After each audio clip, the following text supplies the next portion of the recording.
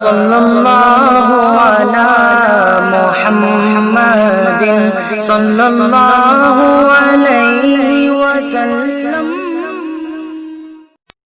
பிஸ்மில்லாஹிர்ரஹ்மானிர்ரஹீம்.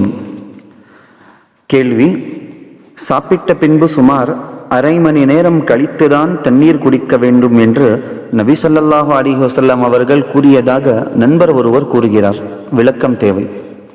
பதில்: ஹதீஸ் கிதாபுகளிலே எங்கும் நபி ஸல்லல்லாஹு அலைஹி வஸல்லம் அவர்கள் கூறியதாக எந்த ஒரு ஹதீஸும் எங்களுக்கு கிடைக்கவில்லை.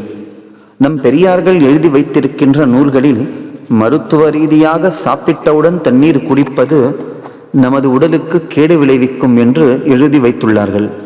எனவே உலக ரீதியாக சாப்பிட்ட பின்பு அரை மணி நேரமோ அல்லது ஒரு சில நிமிடங்கள் கூடுதலாகவோ அல்லது குறைவாகவோ தண்ணீர் அருந்தி கொள்வது தவறாகாது.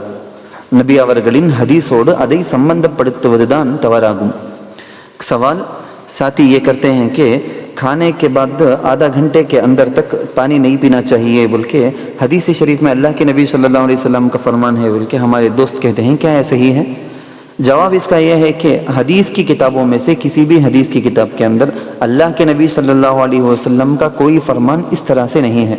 हाँ, अलबत्ता हमारे बड़े लोगों ने जो अपनी किताबों के अंदर लिखा है उसमें ये बात मिलती है कि तिब्बी तौर पर यानी मेडिकल के हिसाब से, तिब के एतबार से खाने के फ़ौरन बाद नहीं पीना चाहिए. फ़ौरन बाद पीने से तबीयत ख़राब होगी, सेहत पर असर पड़ेगा. इसलिए आधा घंटा कम ज़्यादा के साथ खाने के एक आधे घंटे के बाद थोड़ा कम या ज़्यादा थोड़ा आगे पीछे हो सकता है तो उसके बाद पानी पीना सेहत के लिए मुफीद होगा. बाकी इस बात को हदीस शरीफ के साथ जोड़कर ये हदीस है करके कहना ये गलत बात हो जाएगी.